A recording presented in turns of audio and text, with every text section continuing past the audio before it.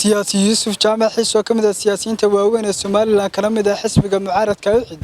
ayaa ka hadlay musharaxiin xisbiga mucaaradka UCID kamid ah oo lagu xidhay magaalada Hargeysa caasimadda Soomaaliland waxaanu siyaasigu ugu baaqay xukuumadda Soomaaliland inay sii daaso musharaxiintaas ka sharxan xisbiga mucaaradka UCID waxaanu sheegay in musharaxiintaasi wax ilaa hadda ay geestaan oo cad aanay jirin isla markaana in musharaxiintaasi xorriyadooda dib loogu soo celiyo dacalkayga imika waxa fadhiya xogayaha ganacsiga heer qaran ee xisbiga UCID Yuusuf Jaamac Xiis Yuusuf ku soo dhaw telefishinka Star wadhow walaal Yuusuf muddooyinkii u dambeeyay baraha bulshada iyo warbaahinta iyo sida gudoomiyaha xisbiga UCID Engineer Faisal Cali Waraabe xaqiijiyayba waxa jirtay xildhibaano musharaxiinta u sharaxan golayaasha deegaanka iyo baarlamaanka oo kamid ah xisbiga UCID ee iska soo sharaxay in magaalada Hargeysa caasimadda Soomaaliland lagu xidhay bal arinta ka xisbiga UCID ahaan sidaad u aragtay walaalaadii aad baad u mahadsan tahay runtii arintaasi waa jirtaa waana niyahow arin de annaga ka xisbi ahaanba maaha ee bulshada reer Soomaaliland dhan ka wareegsay oo yacni waxa weeyaan de dhibaatadeeda leh marka arintaasi waa dhacday laba xildhibaan bay ahaayeen xisbiga UCID ayay iska sharaxayeen kadib waxa dhacday in gudoomiyaha xisbiga maxay kulmiye ahna madaxweynaha qaranka Muuse Biixi uu sida naloo sheegay nimankaasi amar ku bixiyay in la qabqabto la xidhxidho isla iyo haddana waa xidhan yihiin nimankaasi waa xidhan yihiin saasaanay ku xidhan xildhibaanadaasi arintaasi runtii arin aad u fool xun oo yacni qaranka dhaawac ku ah oo dastuurka iyo sharciga dhaawac ku ah oo yacni jiritaankeena iyo maxay horsocodkeena siyaasadda dhaawac ku ah oo aan dhinacnaba ku wanaagsanayn ay arintaas tahay saasay tahay marka waxaan oran lahaa maxay xukuumadda ama xisbiga kulmiye arintaas haddaydan si dhaqsaa ugu waantoobin oo xildhibaanadaasi aan loo soo daynin oo xorriyadooda loo soo celinin wax alaala waxay ku xidheen ma jirto xaq bay u leeyihiin waa qodob sharci ah oo dastuuriya inuu qofku ama xildhibaanku iska sharaxi karo xisbi alaala xisbigu doono xisbiyada qarankana waxa loo sameystay in competition lagu galo oo qofku ku doonayo iska soo sharaxo marka waxaan oran lahaa baaqan u jeedinayaa ay tahay in xildhibaanada xorriyadoodii loo soo celiyo sida ugu dhaqsaa badan loo soo daayo ay helaan waxay xaq u lahayn iyo xorriyadoodii laga ridin waqtigoodii waayo hami bay leeyihiin waa dadka la doonaya inay bedelaan xildhibaanadii hore ee maanta meesha ee waqtigoodii dhammaaday muddadooda dhammaatay dad baa soo dooranaya xaquuqdooda inaan lagu luminin oo loo soo daayo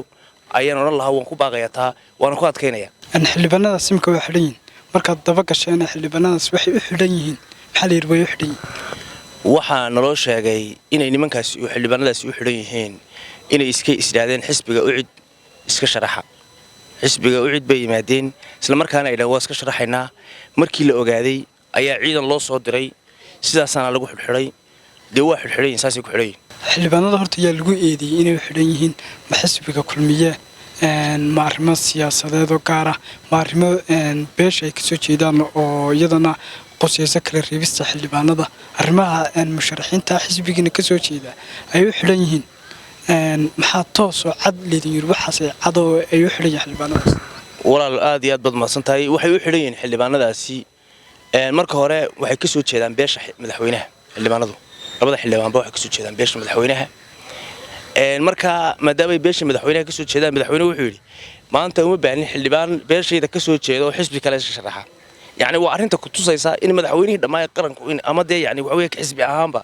ay tahay dhaawac weyn ama wax yacni waxa weeye laga xumaado oo laga naxo waa arrintan hore qodobka hore uga soo hadlayay weeye sidaasaanay u xidhan yihiin xildhibaanadu wakaa fariinta ugu dambeysa aad u dirisid musharaxiinta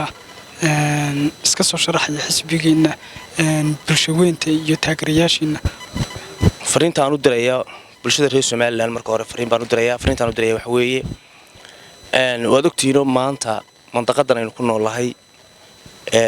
ama inugu hareeraysan environmentkeena inta inugu hareeraysan dawladaha inugu hareeraysan sida Soomaaliya oo kale Itoobiya oo kale xaaladaha ka jira waxa ka jira xaalado xun oo colaadeed baa ka jira inagu taa maanta waynu ka nabad qabnaa ilaahayna inooma keenin waxaan oran lahaa marka hore shacabku ha ilaashadaan nabadgelyadooda iyo qarannimadooda iyo jiritaankooda iyo wada tashigooda iyo wada noolaashooda ha ilaashadaan fariinta kale aan ciidamada qaranka u diraya waxaan leeyahay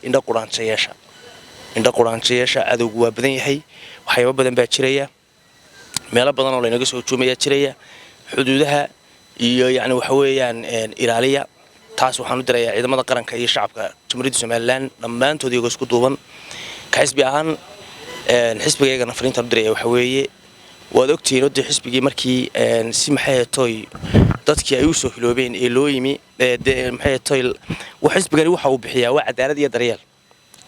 cadaaladii imika waxaan u leeyahay bulshada Soomaaliland imikuun bay cadaalad u baahdeen runtii waayo taas waxay ku tusaysaa waxaad aragtaa in xildhibaanadii aanu xitaa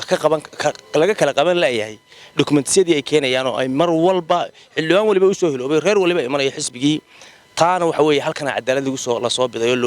loo maartay taasaas loo imanaya marka waxaan leeyahay cadaaladii waa naga helaysaane cadaaladiina halkan waa taala ilaahay baa cadaalad haya Cabdi Qani Baaf telefishinka Star TV magaalada Burco.